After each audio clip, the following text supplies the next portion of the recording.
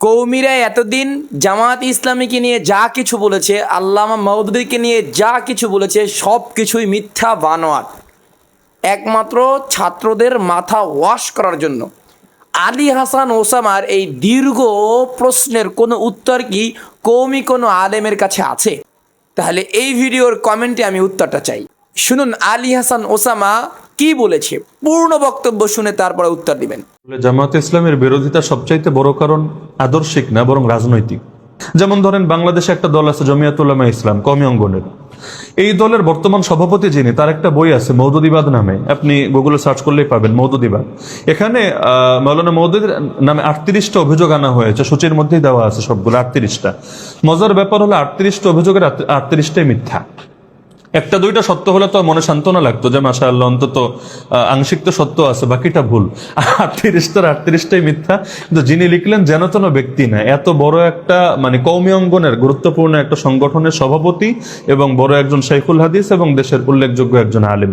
তো যার কারণে আমার কাছে মনে হয় যে এখন কওমি ভাইদের যে বিরোধিতা, যারা বিরোধিতা করে, এমনকি যারা গালিগালাজও করে, আমার কাছে মনে হয় যে তারা ইখলাসের সঙ্গেই করে, গালিটাও ইখলাসের সঙ্গেই দেয়, বিরোধিতাও ইখলাসের সঙ্গেই করে।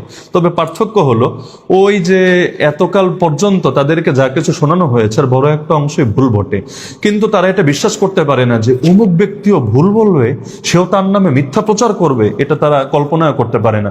আমরা ছোটবেলায় শুনে এসেছি জাকির নায়েক ইহুদিদের দালাল, খ্রিস্টানদের দালাল, কাফেরদের থেকে টাকা খায়, টাকা খায়া হলো ওদের পক্ষে করে ইসলামে ফাটল সৃষ্টি করে। অথচ এখন বেচারা মাজলুম হয়ে নিজের দেশেও নেই, আরেক দেশে থেকে দিন কাটাতে হচ্ছে। ইহুদির দালাল হলে তো সে নিজের দেশে মাথা উঁচু করে থাকার কথা, খ্রিস্টানের দালাল হলে তো আমেরিকায় গিয়ে সে আন্তর্জাতিক পুরস্কার পাওয়ার কথা। কিন্তু এখনো কেউ মাফ চেয়েছে?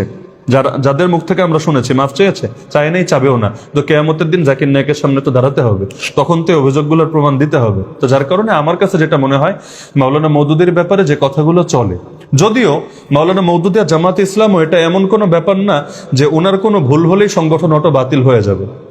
আর ভুল তো কার নেই, পৃথিবীর সবারই ভুল থাকবে। তো যার কারণে আমার কাছে মনে হয়েছে যে এটা রাজনৈতিক বিরোধিতাই মূলত কারণ, আদর্শিক বিরোধিতার চাইতো রাজনৈতিক বিরোধিতা বড় কারণ। না হলে বিএনপির ভুল নাই, বিএনপির সাথে যারা জোট করছে তাদের মুখে তো বিএনপির বদনাম নাই। যে সমস্ত ইসলামী দল বিএনপির সাথে জোটে আছে তাদের মুখে তো বিএনপির বদনাম নাই। তাহলে বড় কারণ তো এখানেই বোঝা যাচ্ছে যে আসলে কার দোষ কার গুণ এটা বিষয় না, কার লগে আমার মিলে কার লগে আমার মিলে না, এটা হলো বড় বিষয়। যার সঙ্গে আমার মিলবে না।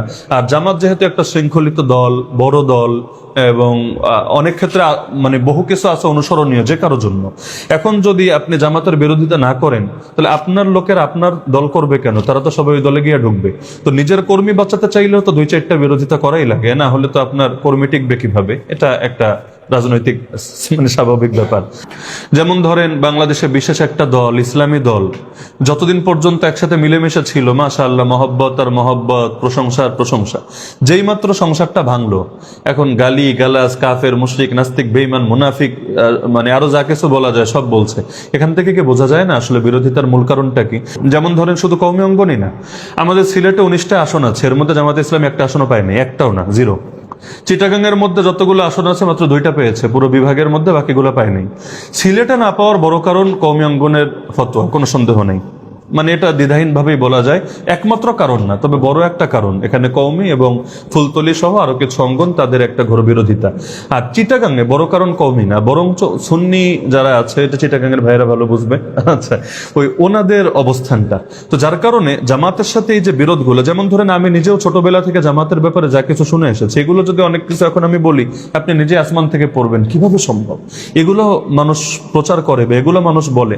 তো আশা করি ধীরে ধীরে এগুলো স্পষ্ট হবে। আমিও যেটা চাচ্ছি, আমি যে একটা বইও হয়তো ঘোষণা দেখেছেন সৈয়দ আবুল আলা মওদুদীর কলমে, জামাত ইসলামের আকীদা, আমার চাওয়া ছিল যেটা, যে মাওলানা মওদুদী তিনি তো যা লিখেছেন ছড়ানো ছিটানো, এই বইয়ে কিছু, ওই বইয়ে কিছু, ওই বইয়ে কিছু, তো সব আকীদা এক জায়গায় এনে জমা করে দেখায় দিই। এতে সুবিধা কি? বন্ধুরও সুবিধা, শত্রুরও সুবিধা। বন্ধুর সুবিধা, সেও সব একসঙ্গে পেয়ে গেল, আলহামদুলিল্লাহ। শত্রুর সুবিধা, ভাই তুই কোন কোন ধারায় বিরোধিতা করবি না, একসঙ্গে সব আছে, এবার তুই দেখ, এখানে খুলে খুলে দেখ। তো এখন ওই অমুক বলেছে তমুক বলেছে দরকার নেই, ডাইরেক্ট বইটা যখন সামনে থাকবে তখন এটা সুবিধা হবে ইনশাআল্লাহ। তো এবং আমি এখনো পর্যন্ত যেটা বুঝতে পারছি, এই বইটা আমাদের বন্ধুদের চাইতে শত্রুরা বেশি কিনবে ইনশাআল্লাহ। মানে এখনো যে হালতটা দেখতে পাচ্ছি, আমি এটাই চাই, অন্তত পরে দেখো তিনি কি বলেছেন, বাকিটা পর্যালোচনা হবে ইনশাআল্লাহ। আমরা যে যে সেক্টরে আছি, আমাদের অনেক সময় একটা ভুল ধারণা হয়। আমরা নিজেরাও যখন ছোট ছিলাম, বিভিন্ন ওয়াজ মাহফিল শুনতাম, একটা ভুল ধারণা হতো যে ইলম শেখা বলতে আমরা যা বুঝি, অর্থাৎ কোরআনের জ্ঞান শেখা, হাদিসের জ্ঞান শেখা, এগুলোই মনে হয় ইসলামে শুধু ফরজ, আর বাকি যা কিছু আছে সব মনে হয় দুনিয়াদারি। এরকম একটা কনসেপ্ট আমরাও যখন ছোটবেলায় বিভিন্ন লেকচার শুনতাম এরকম মনে হতো, কিন্তু পরবর্তীতে দেখলাম না, এটা আসলে ভুল ধারণা। বরঞ্চ ইলমের একটা পর্যায়েতে এমন যেটা সকলের জন্য ফরজে আইন, অর্থাৎ যতটুকু না হলে একজন মানুষ পূর্ণাঙ্গ ইমানের উপরে আসতে পারে না, ইসলামের উপরে আসতে পারে না, এটা তো প্রতিটা ব্যক্তির জন্যই ফরজে আইন। কিন্তু এর বাইরে উচ্চতর যে জ্ঞানগুলো আছে, সেটা হাদিস শাস্ত্রেই হোক, ফিকহ শাস্ত্রেই হোক, অথবা তাফসীর শাস্ত্রেই হোক, এগুলো সাধারণভাবে ফরজে কিফায়া। অর্থাৎ এমন কিছু মানুষ যদি থাকে যারা এটা শিখেছে এবং তারা উম্মতের প্রয়োজন পূরণ করতে পারে, আলহামদুলিল্লাহ যথেষ্ট। এর কারণে আর বাকিরাও যদি না শেখে, তারা কোনো পাপে পাপী হবে না এবং আল্লাহর কাছে দায়বদ্ধ থাকবে না। তো যেমনি ভাবে হাদিসের জ্ঞান, আকিদার জ্ঞান, তাফসীরের জ্ঞান, এগুলোর উচ্চতর জ্ঞানটা ফরজে কিফায়া। একইভাবে যেই সমস্ত বিষয়ের সঙ্গে মুসলমানদের দুনিয়ারও গুরুত্বপূর্ণ সম্পর্ক, এরকম প্রতিটা সেক্টরের ইলম ফরজে কিফায়া। ফতোয়া শামীর নাম তো আমরা সকলে শুনেছি, ইমাম ইবনে আবিদিন শামী রাহমাতুল্লাহ আলাইহি রচিত, যার মৃত্যু 1252 হিজরিতে। প্রসিদ্ধ বই, যদিও মূল নাম হলো হাশিয়াতু ইবনে আবিদিন বা রাদ্দুল মুহতার, কিন্তু বাংলাদেশে সবাই ফতোয়া শামী নামে চেনে বইটাকে। এখানে তিনি স্পষ্টভাবে এই ফতোয়া উল্লেখ করেছেন যে মুসলমানদের যদি এমন প্রয়োজন হয় যে তাদের কাপড় সেলাই করার জন্য সুই সুতা লাগবে, কিন্তু গোটা মুসলিম বিশ্বের ভেতর বা মুসলিম জাতির ভেতরে এইরকম, এমনকি ইমাম শাফি রাহমাতুল্লাহ আলাইহি বলতেন যে আল্লাহ তাআলা আমাকে তো মুফতি বানিয়েছে, আমি যদি মুফতি না হতাম আমি অবশ্যই ডাক্তার হতাম। জাগতিক যত জ্ঞানগুলো আছে এগুলোকেও কখনো এই বিবেচনায় দেখার সুযোগ নাই যে মাদ্রাসায় পড়লেই সেটা খালি দিনদারি, সেটাই শুধু ইলমের উপর চর্চা করা, আর জাগতিক অন্য কোনো জ্ঞান অর্জন করলে সেটা মনে হয় দুনিয়াদারি। না, বিষয়টা কখনো এরকম না। আপনারা যে যে সেক্টরে আছেন, যদি নিয়তটা সহি থাকে, নিয়ত যদি ঠিক থাকে, ইনশাআল্লাহ সুম্মা ইনশাআল্লাহ এটাও উম্মতের সেই ফরজে কিফায়া যে ইলম যেগুলো রয়েছে এটার অন্তর্ভুক্ত বলে বিবেচিত হবে ইনশাআল্লাহ। তো আমরা আল্লাহর কাছে এটাই দোয়া করি, আল্লাহ তাআলা আপনাদেরকে যে জ্ঞান দান করেছেন, এগুলোকে যাতে দ্বীনের কল্যাণে প্লাস জাতির কল্যাণে আল্লাহ তাআলা যথাযথভাবে ব্যয় করার তৌফিক দান করেন, এবং নেয়ামত যাতে কখনো আরো আযাবের কারণ না হয়ে যায়। নেয়ামত আযাবের কারণ হওয়ার মানে কি? যেমন আল্লাহ যাকে চোখ দেন নাই, তার চোখ দিয়ে পাপ করারও সুযোগ নেই। আল্লাহ তাআলা যাকে কান দেন নাই, তার কান দিয়ে গান বাজনা শোনার, গীবত শোনার এগুলোর সুযোগও নেই। কিন্তু আল্লাহ যাকে নেয়ামতগুলো দিয়েছেন, তার সামনে দুই রাস্তাই খোলা আছে। সূরাতুল বালাদের ভাষায় ওয়াহাদাইনাহুন নাজদাইন, আমি বান্দাকে দুটো পথই দেখিয়েছি, দুই পথই তার সামনে খুলেছি। এখন তার সামনে দুই সুযোগই আছে। আল্লাহর দেওয়া চোখ দিয়ে হয়তো আল্লাহর আরো কাছে চলে যাবে, আরো সন্তুষ্টি অর্জন করবে, অথবা আল্লাহর দেওয়া এই নেয়ামতটাকে কাজে লাগিয়ে আল্লাহর অবাধ্যতা করবে, আল্লাহর নাফরমানিতে লিপ্ত হবে, এবং কিয়ামতের দিন এটা তার জন্য আরো ভোগান্তির কারণ হবে। যেমন ইবলিসের ইবাদত তো বহুত ছিল, কিন্তু ইবাদতটাকেই এক পর্যায়ে যখন তাকে অহংকারে লিপ্ত করে দিয়েছিল, হিংসা এবং বিদ্বেষে সে জড়িয়ে গিয়েছিল, ওই ইবাদত তাকে আর বাঁচাতে পারে নাই, উল্টো তার বরবাদের কারণ হয়ে গিয়েছিল। কারণ যে কারুনের ব্যাপারে আমরা এত কিছু জানি, কারুনের ব্যাপারে ইতিহাসে এমনও পাওয়া যায় সে তাওরাত পর্যন্ত মুখস্থ করে ফেলেছিল। এই পরিমাণ তার মেধা ছিল, তাওরাত পর্যন্ত। কোরআন হিফজ করা যেমন সহজ, আগেকার কিতাব হিফজ করা এত সহজ ছিল না, এবং কোরআনের হাফেজ যেমন ঘরে ঘরে পাওয়া যায়, আগেকার কিতাবগুলোর হাফেজ এতটা অ্যাভেলেবল ছিল না, কিন্তু সে তাওরাত পর্যন্ত মুখস্থ করে ফেলেছিল। কিন্তু এত কিছু পাওয়ার পরে সে যখন বলল ইন্নামা উতিতুহু আলা ইলমিন ইনদি, আমার জ্ঞানের কারণে এগুলো আমি পেয়েছি, আল্লাহর অনুগ্রহের কারণে না, আল্লাহর দয়ার কারণে না, আমার জ্ঞানের কারণে। এই যে আমিত্ব, এই আমিত্বের পরিণতি হলো ফাখাসাফনা বিহি ওয়া বিদারিহিল আরদ। আল্লাহ বলেন আমি তাকে তার বাড়ি সহ মাটির ভেতরে ধসিয়ে দিলাম।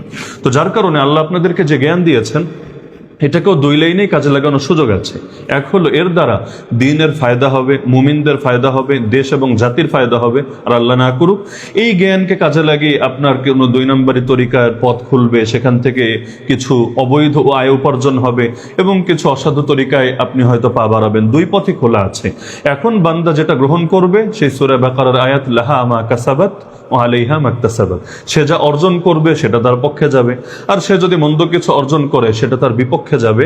আল কোরআন হুজ্জাতুন লাকা ওয়া আলাইকা, কোরআন হয়তো তোমার পক্ষে প্রমাণ হবে অথবা তোমার বিপক্ষে প্রমাণ হবে। আমরা যারা আছে আমাদের সকলের পরিচয়ের দিকটাই যদি সামনে রাখি, আল্লাহ রাব্বুল আলামিন আমাদেরকে সৃষ্টি করার আগে, পৃথিবীতে পাঠানো তো আরো পরের কথা, সৃষ্টি করার আগেই আল্লাহ তাআলা ফেরেশতাদের সামনে যখন আলোচনা করছিলেন, তিনি স্পষ্ট একটা শব্দ ব্যবহার করেছিলেন, ইন্নী জাইলুন ফিল আরদি খলিফা, নিশ্চয়ই আমি পৃথিবীতে খলিফা বানাতে যাচ্ছি। মানুষ শব্দ বলেন নাই, ইনসান বলেন নাই, শব্দ বলেছেন খলিফা, প্রতিনিধি। যদি আমরা আল্লাহর গোলাম, গোলামকে প্রতিনিধি হিসাবে পরিচয় দিতে হবে, এটা মনিবের জন্য মোটেও বাধ্য না। এমনকি দুনিয়ার মনিব একরকম আর রব্বুল আলামিন মনিব সেটা তো আরেক অর্থে। দুনিয়ার গোলামের হায়াত মনিবের হাতে না, এবং তার রিজিক তার কোনো কিছুই মনিবের হাতে না। এরকম মনিব হাজারটাও যদি মরে তবুও গোলামের রিজিক আটকে থাকবে না। রিজিকের মালিক আল্লাহ, হায়াতের মালিক আল্লাহ, সবকিছুর মালিক আল্লাহ।